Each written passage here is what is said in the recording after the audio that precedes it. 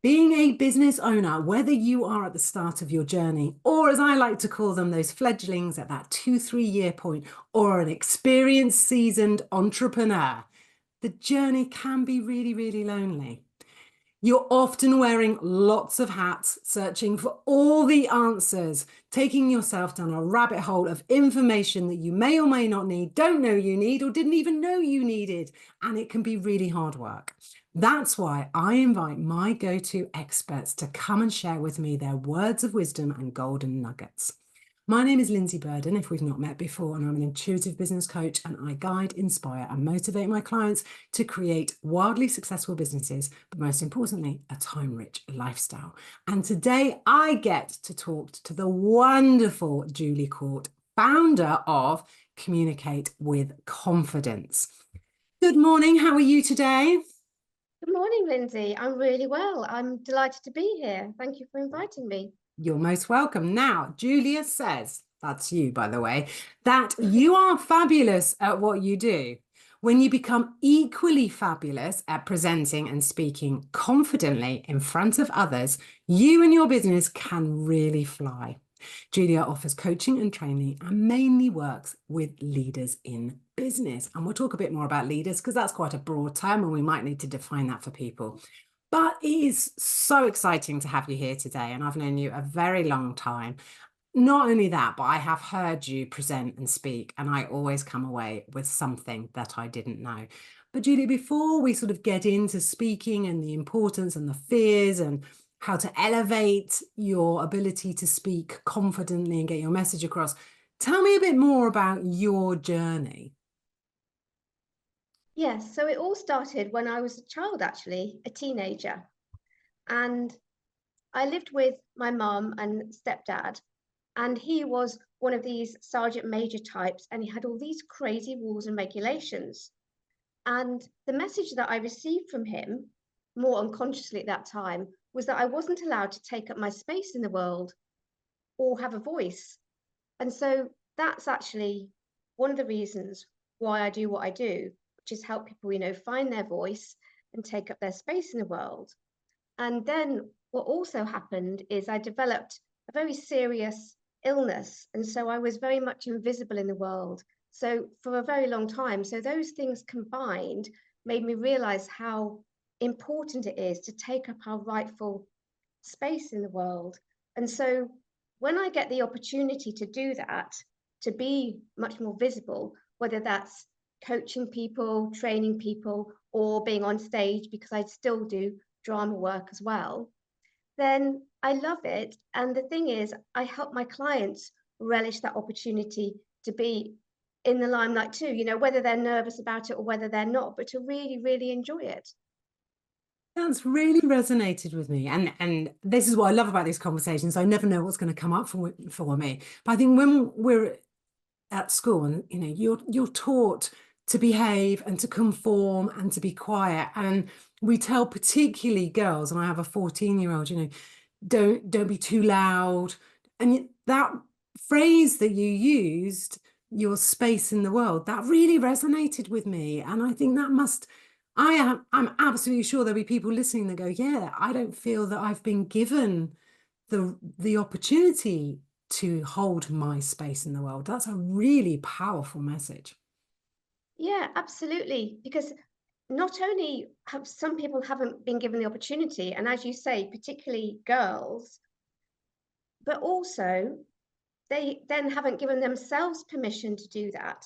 And there's no judgment around that.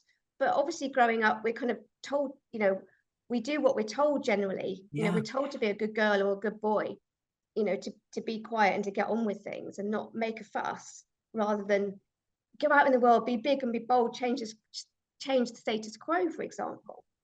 So at some point, we need to give ourselves permission to do that. And that can feel a bit scary. And I sort of mentioned girls then particularly, but when you're when your clients reach out to you, do you notice an imbalance between women and men? And are you, because it's easy for us to go, well, women don't have a voice. You know, there's more than 101 reasons we could come up with why women find it more difficult in the world. And being women, we're naturally going to lean towards that way. But that it must be true of men as well, that they lack confidence in themselves and their ability to get their message across. It is true of men as well. And I think what happens is there can be sometimes a bit of a disconnect. For example, you could have a director of a company and he's alpha male type. And again, no judgment around that. Very strong handshake. You meet him and he's super, super confident. But then, for example, if he has to speak in front of 600 of his staff members, he wants to do a really amazing job because he cares about his staff, but equally he's got some confidence issues around that. And so then I can help them with their confidence, and their competencies, because a lot of people aren't trained in it. So why would they necessarily be amazing at it? I don't know how to fix a laptop, for example. It's really interesting, isn't it? Because I think, particularly, no, I know, particularly in business, we talk about we need to be visible, we need to be showing up, we need to be sharing our message. But actually, for many people, that takes them way out of their comfort zone. And I'm just wondering, how easy is it for someone to gain the confidence that they need to get that message out there, particularly when we're talking, in relation to public speaking or speaking at events or speaking at meetings, like you were mentioning there? Mm. So yeah, how easy is it to gain that confidence initially? Is that the question? Yeah. Yeah. Well, there's so many things, but first of all, I'd like to say there needs to be a little bit of a mindset shift in a way, because the term public speaking, for some people, even that term can evoke a lot of fear Yeah. because it's public rather than private, if you like. Yeah. But one thing to think about is how can you envisage it as more of a conversation? Clearly, it's not a conversation that we're having right now or that you're having with a friend. But equally, if you imagine that the people you're talking to want you to do well and that you can impart some information or inspire them in some way, and actually you can ask not just rhetorical questions, but actually questions from the audience, get people to shout out the answer. Obviously, if it's a big group, perhaps get people to put their hand up, or if you're online, get people to post in the chat. And then people sometimes can feel a bit more relaxed, that it's not simply a one-way thing. I love that. Think of it as a conversation.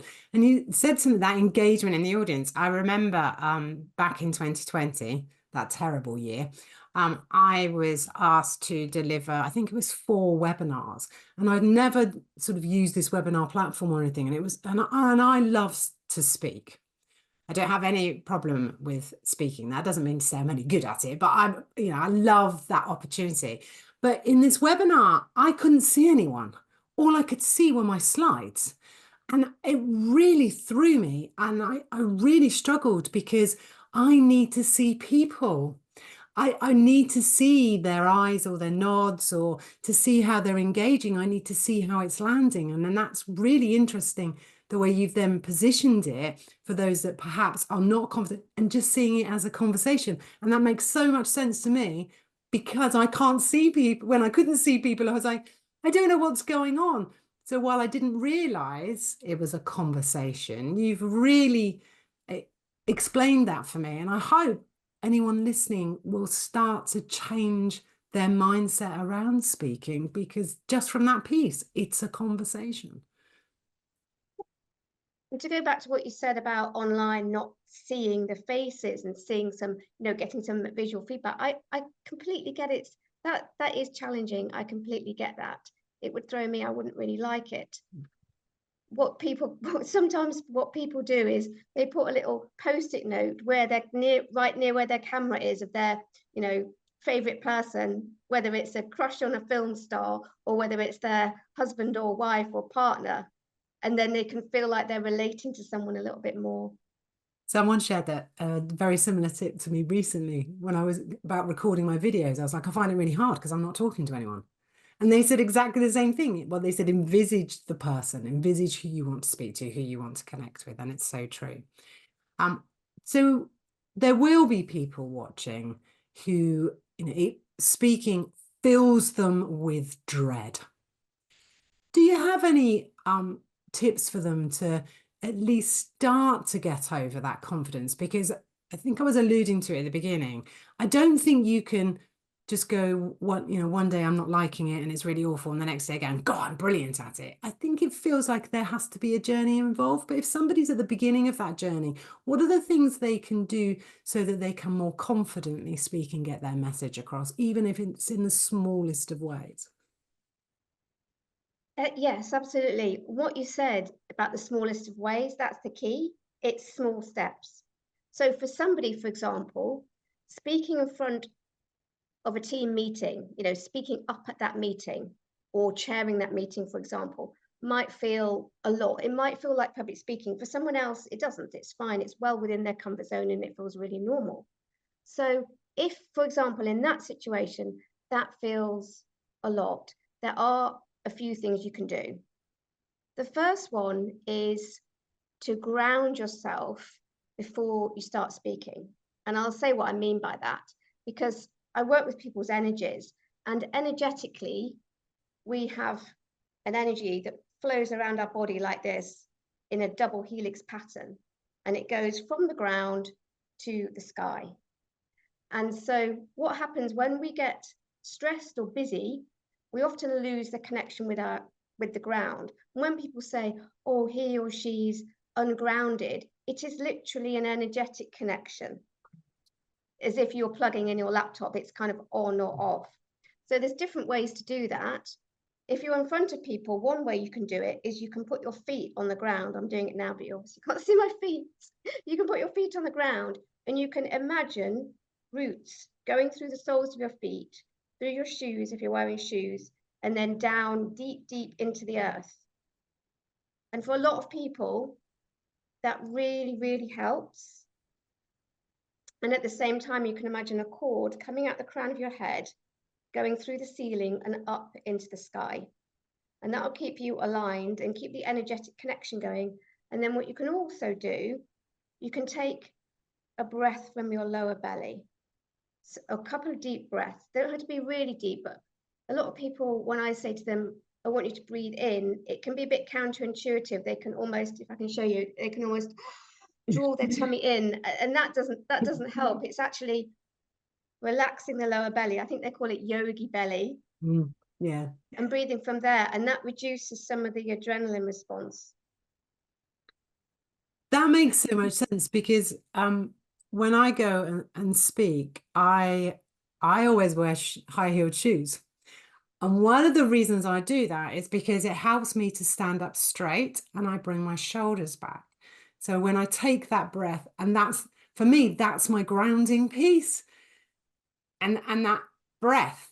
And I had, see, Julia, I knew this conversation would be so interesting because there's so many things I do. I'm like, oh, that makes so much sense. That's why I do it. But if you don't know what you don't know, and that's the message we want to get out there. Absolutely, and everyone's different, and that clearly works for you. For some people, for example, high-heeled shoes may not work simply because if you think about the surface area of a high heel compared to a flat, then there's less connecting with the ground. So for someone who was really nervous, for example, I may suggest if they were going to, they may not want to wear really high heels. I'm smiling because I once saw someone present and they took their shoes off. And at the time I thought, that's really odd. Why would you do that? But I know her much better now, and I know how in touch she is and how intuitive she is. And I wonder if that was her grounding. Could well have been, yeah, absolutely. She felt more connected, literally more connected with the ground. I mean, I don't seem to wear heels at the moment, but when I used to wear heels for talks, not generally, because I can't walk that well in them. No, me. I simply wore them because well, you've met me, I'm really tiny in height. Have we met in person? I know we've met We online a have lot. actually. Maybe. No. Oh, well, in that case, you might not know. I'm only 4'9", Lindsay, which is really tiny. Yeah. So I like a little bit of height sometimes, or I certainly used to. Now maybe I'm over that. But it's actually quite interesting in terms of a lot of people meet me and they say, oh, they see me bigger on Zoom, but that's energetic presence. Because I've worked with really tall men. Like I worked with one guy, he was 6 foot something, and he was apologizing for his height. And I said to him, can't remember what his name was now. I said to him, actually, you've got a massive advantage in terms of presence with your height there. Let's use it. Because it's not about being super dominant, but whatever somebody's size or shape, we can make ourselves bigger energetically when we speak. And that's, you know, I suggest that's what we want to do, because we want the audience to feel our presence. Oh my goodness, there's so many things that are bouncing around my head, but I just wanted to spin back. So one of the things you were saying to really help and improve confidence, and I just want to come back to this because I think it's important. It's that grounding. That's almost like the first piece, isn't it? To ground yourself. Yes, And you talked about the yes. different ways of doing that. Feet flat on the ground, just taking a few breaths. So that's that grounding piece. But now you've gone on to talk about presence, and it's so interesting about, so you have someone who's really tall, who's very apologetic, and we see it, don't we, a lot, like tall people, they stoop to fit in. And then you were saying about your height, you know, feeling that you were short. And then you sort of mentioned size, and I think there is this issue as well, isn't it? That we feel judged when we're going to put ourselves out there to speak. We immediately feel judged, even if we're not being judged. Absolutely. And this is my take on it. I'm not saying I'm right. This is simply my view, is that we all have insecurities because we're human. It doesn't really matter what our background is or how, you know, wonderful our childhood was or wasn't. We all have insecurities simply because we're human. And therefore, some people project their insecurities onto the audience. And it's really normal. But I always say to people, in the vast majority of cases, the audience is really on your side. I promise. Even in a situation like Dragon's Den, I guess you've seen Dragon's Den. Yeah. I love that program. So do I. Yeah. And I know they're called dragons, and I think it would be potentially an intimidating experience, but actually that they're on your side because they want to, you know, they've got all this money to invest. They want a fantastic idea to invest in. But equally, in most situations, it's not as intimidating as that. Because that would be very intimidating. Yeah. So so when we're in an audience, we want the speaker to do well. We want to be entertained, engaged, informed, inspired, or a combination of those, something like that. But what happens is when we're the speaker, sometimes it's easy to forget that and feel like everybody's judging us. Yeah. So again, that's a mindset piece, really. It does feel a lot of it is the mindset piece. It is that ability to decide that you're going to do it well. We're sort of jumping a little bit back and forth, and predominantly we've been talking about, no, it's good, but it was about the piece. I do it all the time. It's the piece we were sort of talking about, sort of public speaking, but I wanted to come back because you did touch on it earlier. It's not just about public speaking as in stood behind a podium or a microphone and talking to a wide audience. And I want to come back to that because that's kind of how we got talking about grounding, like somebody in a meeting and having their feet under the table. And it takes us back to the piece before, which is about finding your space and finding your voice in the world. And how can people gain that confidence beyond grounding themselves? You know, and that I think it is important that we mention that. We're not just talking about public speaking here, are we? We're talking about all things. So, yeah, I mean, that's an amazing question. So it's about how can people find their voice in a myriad of ways. Yeah, sorry. I think there was probably more than one question in that question. No, it's fine. I was analysing it in my brain. So the way I see it is stepping into our power. That's the phrase I use. That's the phrase of my coaching program, step into your power. And the other day, it was interesting. I am coming to answer your question in a minute. The other day, it was interesting because I was coaching a woman, and I also get divinely guided in my sessions, by the way. And one thing that came through in terms of we were doing some mantra work to work on reprogramming the unconscious mind. And I had the phrase that dropped in for her was step into your divine power. So it's something about divine. And to go back to your question, how can we really find our voice and step into our power? There is something about what I said before about permission, but equally, it's not just a cognitive thing, it's dropping into our heart space. Yeah. So when we connect with it, I'm putting my hands on my heart now, in case you can't need a cushion to sit up. When we drop into our heart space and ask ourselves what we truly want, and I don't simply mean perhaps to win the lottery or to go on a wonderful holiday, I mean in terms of what difference do we want to make in the world for those people who have that calling to make a massive impact. And a lot of people earn money not just to pay their mortgage or their rent, but to actually make that massive impact. But I really do believe that our soul has a unique calling and gift. And I think there's a lot of inner work, inner personal development that can, when we kind of get to that space, then it can become, actually, this is what I really want. And it can become almost more painful not showing up in the world as our true, authentic selves, with our flaws, with our imperfections, because we all have one, and stumbling over perhaps what we say sometimes. I mean, sure, I've stumbled in this interview, but I always say to people, connection and passion always outweigh perfection any day of the week. Yeah, it's so interesting because when I do these videos, I always say, apart from fluffing up the beginning, which I did for yours, doesn't always happen, and I had to start again. But actually, the whole point of these interviews is that they're just, myself and my expert having a conversation. And because it's a conversation, we will stumble over our words. We will say things and then go, no, hang on, I haven't quite said that right, and come back to it because we're human. And I also believe that's what creates that true connection, because nobody really wants perfect. None of us can be perfect. And for me, I absolutely believe that when we are, our true selves, no matter what we say or how we say it, as long as it's coming from heart, it will always be received in the right way. And it's those stumbles, it's the getting the words wrong, or in my case, sometimes I've even tried to say words and haven't been able to say them and kind of had to go, I'll have to pick another word.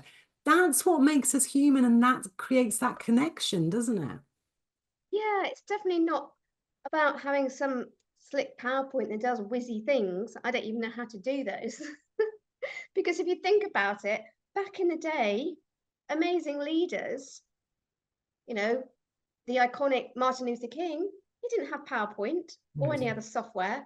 And, our words are our power, and they can change hearts and minds. That's so true. And you just sort of reminded me, I think the first big presentation I did was for a job, and my dad gave me some little cards just to write my notes on. And someone had told me 1 card equals 1 minute. So I had 10 minutes. So I knew I couldn't have any more than 10 cards and what was on it. And it was just sort of the notes. And that was my PowerPoint. They were just little cards that slotted in a Rolodex. That's what I had. Yeah. How we've evolved. And now we're to the point where I always say it's death by PowerPoint. So let's not go there. It's really fascinating listening to you, and there are so many aspects to this. And I think, it feels like we just keep getting pulled back to giving yourself permission to have your voice, giving yourself permission to allow your voice in any circumstances. And it certainly feels like we keep coming back to that. Just wanted to pick up one thing, because we talked about sort of grounding, a couple of tips. You were holding, the space there and saying, come back to your heart. Do you think that helps people when they're making a big presentation, or they are speaking at an event? Do you think it helps to just go, why am I doing this? Why is this important to me? And connecting in. Absolutely. What's the personal reason? Because how can public speaking be anything but personal? People might come to me because they say, I want to get that promotion, or I've got a really important presentation in London, for example, at a conference. Great, we can work on that. So you could say, oh, it's a business reason, but it's us vulnerable in some way, in front of an audience. Yeah. So, sorry, I've forgotten your question now because I slightly went off at a tangent. What was it? Well, I think you still answered it very well. I think we were talking. I was going to come back to something else then. That's why we love these conversations. We never know where they're going to go or where they're going to land. I think it's really fascinating. But I wanted to come back to something you said to me before we hit record. And this, you help people not only have the confidence to speak in whatever scenario, because it could be a wedding speech, it could be anything, but also, and you sort of touched on it then about this getting a promotion. So there's two elements here, really, isn't there? There's this piece around becoming more confident, finding your voice in all sorts of different ways. But then there's also those who, like myself, who are quite confident, but we want to elevate it to another level.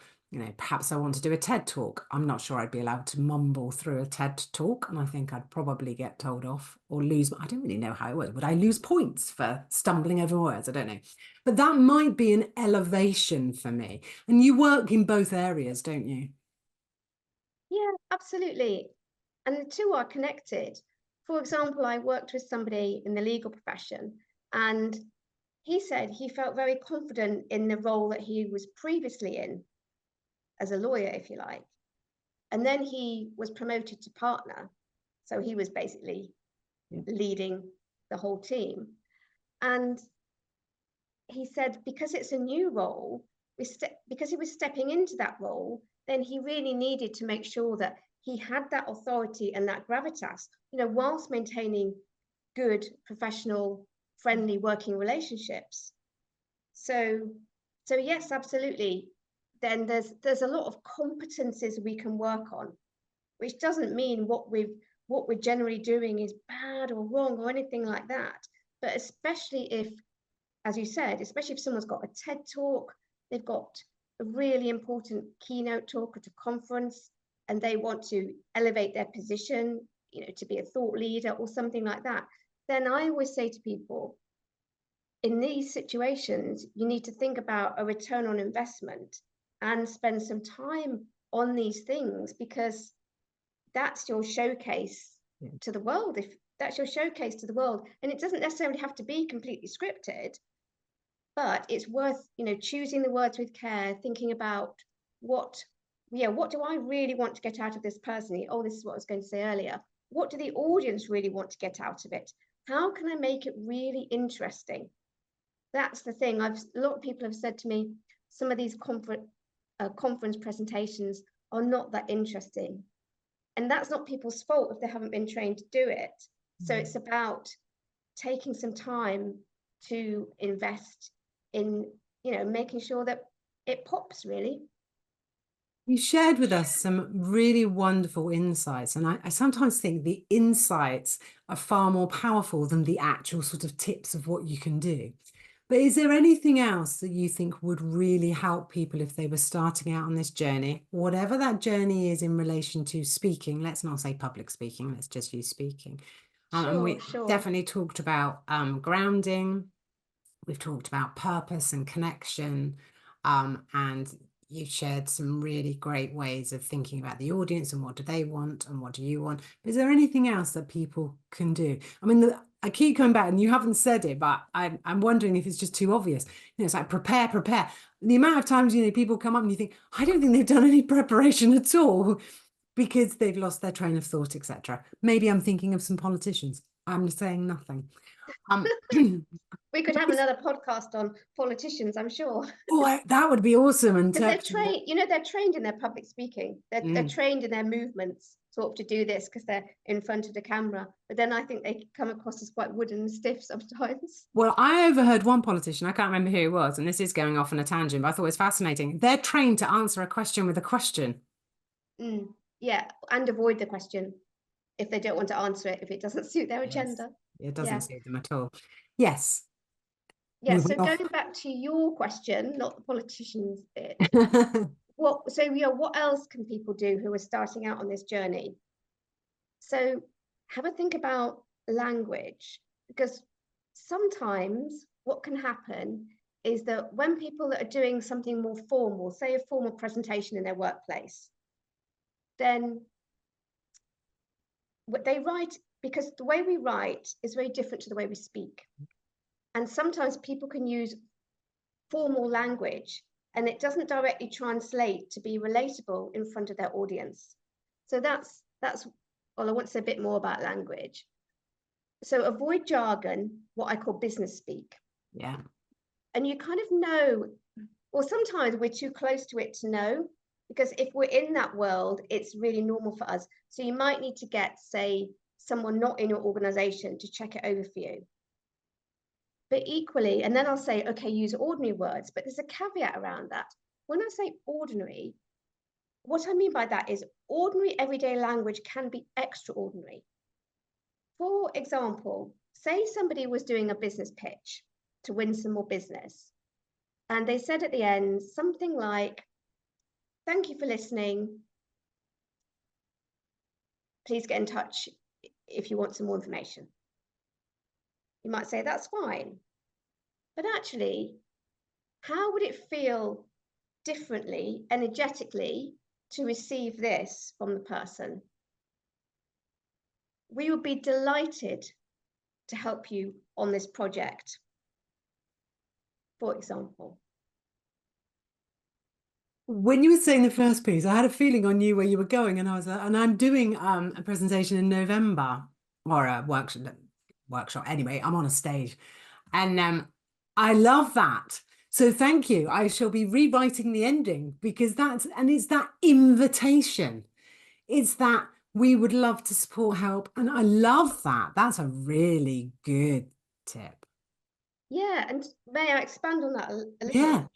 So if you imagine your talk is, what metaphor can I use? I love metaphor. Yeah, so imagine it's the sea, yeah? And it's a gentle sea. And we're using ordinary words like, I don't know, perhaps good or okay. Nothing really wrong with those, but how can we elevate it? We might want to use excellent, or another thing one can do is imagine how you want your audience to feel at the end of your presentation. It might be inspired, for example. Check some of your words, perhaps your adjectives, your verbs. Are they inspiring? Can you change a few? Perhaps they're words you don't normally use. Obviously, then you'd have to practice it and feel that it resonates with you and you sit comfortably with it. But I think words are so powerful. They can get overlooked sometimes. I love that, talking about language and words. And I so agree. I try, get rid of all the jargon because it doesn't mean anything. And it's just waffle, or it tends to be just waffle. And I was chief waffler in my writing. And I don't know if it's that's the way I was taught to write. I don't know. I was like, oh, let's just cut it down. And the minute you start cutting out words, the minute you start shortening everything, it becomes more impactful. Your message becomes more impactful. Yeah, well, you hit upon a really important point. I hadn't said that because obviously there's a lot to cover, but edit. There's a phrase by a woman called Nancy Duarte. She's a great American woman. And she says, murder your darlings. So your darlings aren't your loved ones. Please don't worry. Your darlings are the amazing ideas that we have when, say, we're writing a presentation. And most people want to give a lot, so they want to get in all their amazing ideas and points. But actually, if we take those out that don't fit in with the key message or messages, then what we do have to say becomes even more impactful, especially if we pepper the presentation with, well, when I say magical, they're not literally about magic, but words that, I say words that pop really. Yeah, I know what you mean. Yeah. So are there any, because I think we could talk for hours, are there any other top tips that you'd like to share with our listeners and watchers? Yes, I believe I've shared this with you before, Lindsay. However, there's other people listening and watching. So I talked a little bit about an ending. I mean, that was only an example off the top of my head, but equally, beginning's so important. And sometimes people can deliver some fantastic information, but the beginning doesn't really wow the audience, because that first phrase or sentence, the audience are thinking, what's in it for me? Not because they're mean or selfish, but that's human nature. Yeah. So we need to hook them in. And a lot of people will start with an introduction. Hi, I'm so and so, and I work for so and so, and we do so and so, for example. I've definitely heard you say that before. Yeah, and so the thing about that is, first of all, do you actually need to introduce yourself? Because sometimes, often, you're introduced, like you introduced me today, for example, so I didn't need to introduce myself. It's a habit, I think, or perhaps a corporate habit. I don't really know, but a lot of people do that. But then if you do need to introduce yourself, if you decided that's what you need to do, that's fine, but do that after a powerful beginning.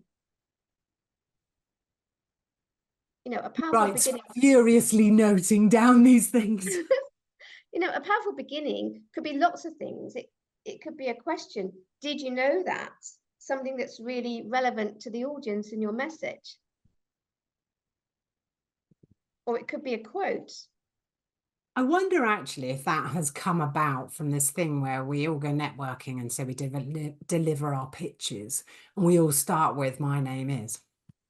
It could be. Yeah. And it's kind of, we just trundle it out, don't they? Oh, might work on my elevator pitch. You've given me an idea or two. Okay, so opening. So we're setting the scene with that powerful opening. Then if you need to introduce yourself, thinking about the language that we are using. You've given us some ideas about a different ending and inviting people in, welcoming people in, being excited about the potentiality of working with someone on a project or with them. And you've given us some tips around grounding, breathing before you get started. We've talked about connection. We've talked about the why. That's a connection for you. What is it you want to get from it? You touched on outcomes as well. What is the audience expecting, and what is the outcome you want? Is there anything else? Yes.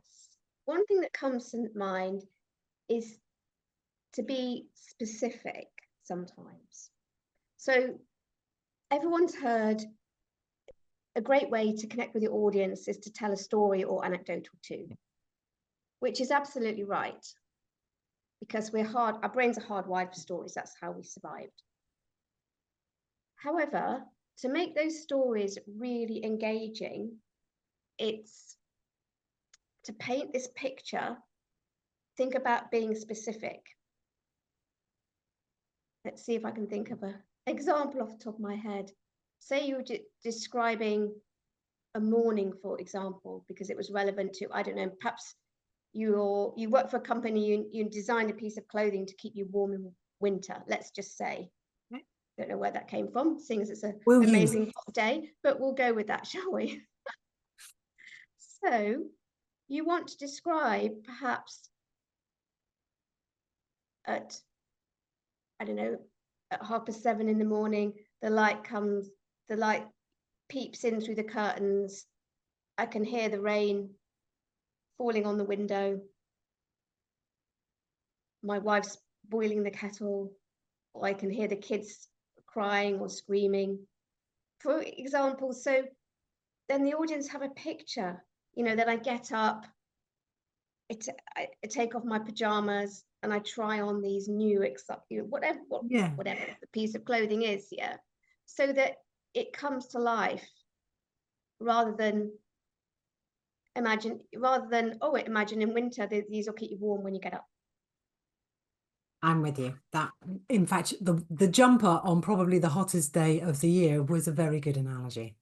Now, Julia, I have already said we could probably talk forever, and I'm very conscious of time. And I'm also very conscious that I don't want you to give away all of the best things, because there are some ways that people can work with you. If people want to get in touch with you, Julia, what is the best place? Where should they go? My website is a great place. There's a lot on there. So that is communicatewithconfidence.co.uk. I'm also on LinkedIn as well. with my name, Julia Cawte. And I will make sure that both those links are underneath this video so that everyone can find you really easily. I have heard you speak before. And as I said at the beginning, I always learn something and I always take something away. And that's why I wanted to speak to you today, because you just have so much wisdom and so much to share. And I love today. I feel like I've actually got to know you a little bit better today. And that's really interesting. And that's come from the way that you've spoken about connection and purpose and why. So, Julia, thank you so much for joining me today. I wish we could talk forever, but we can't. So thank you very much for joining me. Oh, thank you so much, Lindsay. It's been a real pleasure. Amazing. Thank you.